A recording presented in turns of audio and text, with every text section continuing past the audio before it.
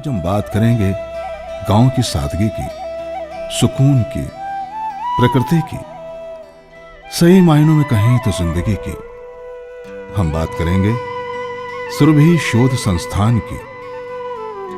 सुरभि शोध संस्थान एक अग्रणी स्वयंसेवी संस्था है जो कृषि उत्थान, ग्रामीण और सुदूर आदिवासी बच्चों की शिक्षा का विकास, गौवंश का सुधार और अलग अलग कार्यक्रमों के माध्यम से सुखी ग्राम्य जीवन के लिए हमेशा बेहतर कोशिश करती आई है। वाराणसी से दक्षिण पश्चिम में लगभग 45 किलोमीटर और मिर्जापुर से लगभग 25 किलोमीटर की दूरी पर स्थित सुरभि शोध संस्थान डगमगपुर स्टेशन के करीब है। सुरभि शोध संस्थान ने गौशालाओं को केंद्र बनाकर रचनात्मक कार्य करने के लिए अनेक प्रकल्प आरंभ किए, जिसमें आम आदमी को रोटी, कपड़ा, मकान, शिक्षा, चिकित्सा सब मिल सके।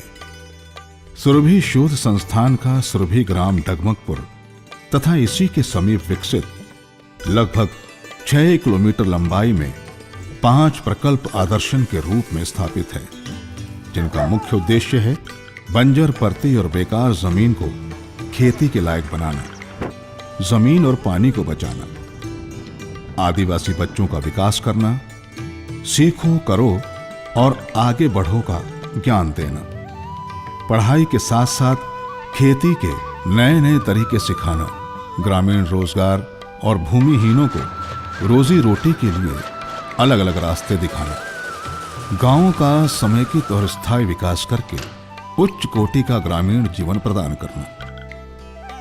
इन सब प्रयासों के पीछे जो तस्वीर छुपी है वो हैं चट्टान की तरह मजबूत इरादे और फूल की तरह कोमल हृदय वाले इस संस्था के कर्ता धर्ता श्री सूर्यकांत जालान।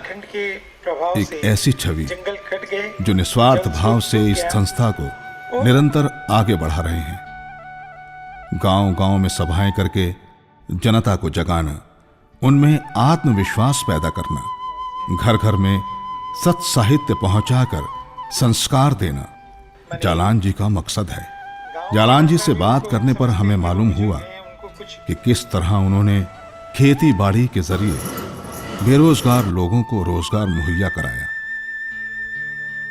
एक पक्का आश्वासन दिया कि आप गाय की सेवा करोगे तो आपको रोटी, कपड़ा, मकान, शिक्षा, चिकित्सा का अभाव नहीं होगा। पानी का प्रबंध सिखाया। फिर उसके बाद हम लोग मिट्टी को सुधार कर उसमें अच्छी खेती में तीनों बात, या इसको वैज्ञानिक भाषा में कहें तो हम एग्रीकल्चर करेंगे, हर्टिकल्चर करेंगे, सेरिकल्चर करेंगे, हम डेयरी करेंगे और कॉटेज इंडस्ट्री लगाएंगे। इन सारी चीज़ों को लेकर हम धीरे धीरे गांव में सबको काम देने की स्थिति में आ रहे हैं। और आज हमने काम देने की पद्धति में सबको नौकर बनाना नहीं, सबको मालिक बनाकर और स्वरोजगार की प्रेरणा मां खड़ी हुई। जालान जी और उनके सहयोगी मित्रों ने मिलकर इस अभियान को, इस चुनौती को अंजाम तक पहुंचाया। हिंदुस्तान में जहां गाय को माता का दर्जा दिया जाता है और कहा जाता है कि गाय के शरीर में 33 करोड़ देवी देवताओं का वास है, उन्हीं गायों को प्राथमिकता देकर जालान जी और उनके मित्रों ने मिलकर एक अभियान की शुरुआत की, जिसमें सबसे पहले था उन गायों को बचाना जो प्रतिदिन वध करने के लिए अलग अलग नगरों, शहरों में ले जाई जाती थी। उन्होंने इन गायों को खरीदा और इनका इलाज करवाया, इनके खाने पीने का भरपूर ख्याल रखा, इन अनुपयोगी पशुओं को न केवल उपयोगी बनाया बल्कि उपयोगी पशुओं को उत्पादक बनाया और उत्पादक पशुओं को लाभकारी बनाया। सारे किसानों की शक्ति पशुधन है और वो पशुधन कत्ल के लिए जा रहा है। प्रतिदिन 29,000 से अधिक पशु परिवहन करके कत्ल खाने जा रहे हैं। ऐसी स्थिति में विनोबा ने पहली बार आह्वान किया, रोको भाई रोको। हम निश्चय पूर्वक न केवल अनुपयोगी पशुओं को उपयोगी बनाएंगे, उपयोगी पशुओं को उत्पादक बनाएंगे, उत्पादक पशुओं को और लाभकारी बनाएंगे इस भूमिका में यहाँ का एक आंदोलन प्रारंभ हुआ। इस अभियान में जो सफलता मिली वो देखने लायक है। जो बीमार और कमजोर गाय केवल 1.5 से 2 लीटर दूध देती थी, वही गाय आज 18 से 20 लीटर तक दूध देती है। दुनिया में सबसे अधिक दूध उत्पादक करने वाले देश हैं, लेकिन हमारी आबादी बहुत है और हमारे यहाँ प्रतिदिन प्रति व्यक्ति के लिए मात्र 235 ग्राम दूध है। हमारी संस्थान का पहला प्रयास यही है कि 2 पंचवर्षीय योजना के अंदर देश में सबको कम से कम 500 ग्राम दूध मिलने लग जाए। ये संस्था द्वारा जलाशय, नाले पर ठोकर आदि का निर्माण करके वर्षा जल का संरक्षण किया गया। सुरभि में आने के बाद अपने जीवन में बहुत सा बदलाव आया और सबसे बड़ा कि जो यहाँ सिस्टम चल रहा है, इस सिस्टम को अपने जीवन में उतारा। जैसे बागवानी है, सब्जी की खेती है, कृषि खेती है, मिक्स खेती है, गाय का गोपालन है, ये सब जो यहाँ हो रहा है, इसको हमने क्रमशः धीरे धीरे अपने जो है घर में उतारा। विभिन्न प्रकार की फसलें, फल, वृक्ष, नए फलों का समावेश, पुष्प वाटिका, औषधीय पौधे और लुप्त हो रही फसलें, ज्वार, बाजरा, स्वांग, काकून जैसे लुप्त हो रहे मोटे अनाज से लेकर फलदार वृक्ष, महुआ, खिन्नी, शहतूत, जामुन, फालसा, बेर की खेती इस संस्था के बेहतरीन आकर्षण का केंद्र है।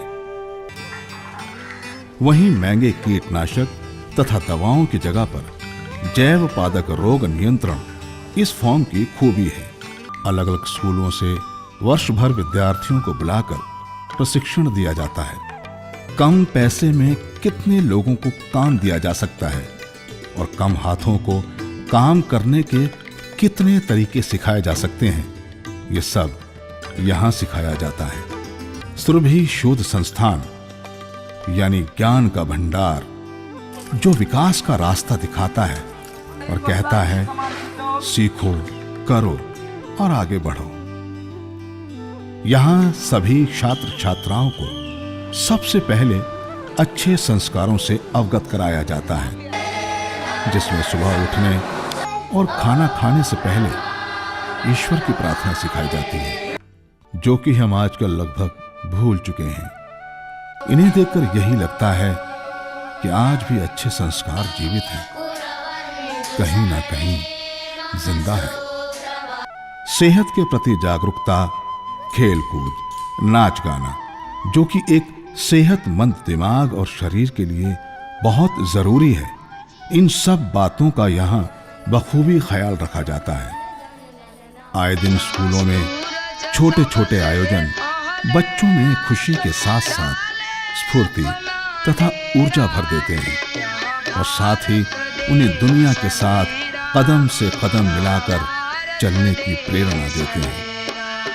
यूं तो इस संस्था की जितनी तारीफ की जाए उतनी कम है। इनके प्रयास ना तो उंगलियों पर गिने जा सकते हैं और ना ही मुट्ठी में बंद किए जा सकते हैं। इस संस्था की एक विशेषता और है। यह संस्था अपने खर्चे पर स्थानीय ग्रामीणों की शारीरिक जांच कराने से लेकर चिकित्सकीय सलाह तक के लिए आए दिन चिकित्सकों के दल को बुलाकर शिविर में ग्रामीणों के स्वास्थ्य संबंधी समस्याओं का समाधान कराती है। सभी लोग सुखी हों, खुशहाल हों, कोई कमी कहीं ना रहे, इस लक्ष्य के साथ काम कर रहे बहुत लोगों के प्रयोग और उनके अनुभवों की कहानी हमने देखा, हमने सुना। यही तो सूत्र है भारत का, विविधता में एकता। ये जो देश है तेरा, स्वदेश है तेरा, तुझे है पुकारा।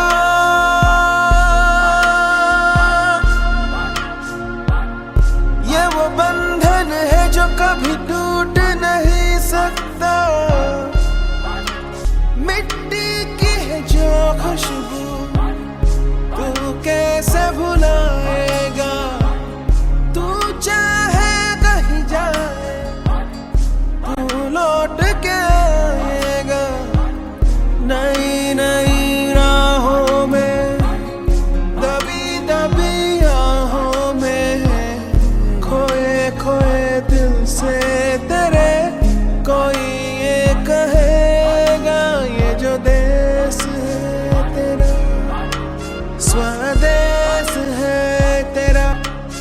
तुझे है पुकारा।